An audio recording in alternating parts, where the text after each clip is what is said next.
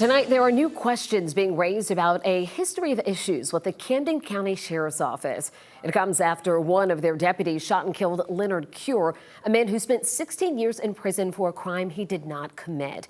He had only been out of jail a few years before the deadly traffic stop. Dashcam video shows a struggle between Cure and Staff Sergeant Buck Aldridge back in October after Cure was pulled over for speeding. In the video, the deputy tases Cure. Cure fights back and wraps his hands around the deputy's neck. Then Cure is shot at point-blank range. New details from Staff Sergeant Aldridge's personnel records show a history with questionable uses of force.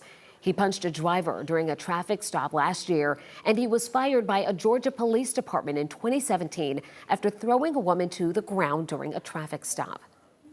I don't know many agency heads, frankly, that would consider hiring someone that had been terminated for use of force issues. That's not to say that there may not have been extenuating circumstances. Louis Dekmar is a retired LaGrange police chief. We spoke with him today about the deputy's record and about the sheriff's office as a whole. The Associated Press reports that since last year, 6 Camden County deputies have been indicted on felony charges and fired for violence against motorists and jail detainees. It's a significant concern and frankly, uncommon.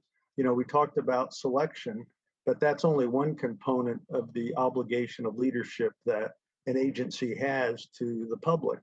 And that's also training, written directives, active supervision, accountability, because all of those send bright lines to the officers that work for that agency. What is appropriate, what's the standard, and what's the consequence if you violate that standard.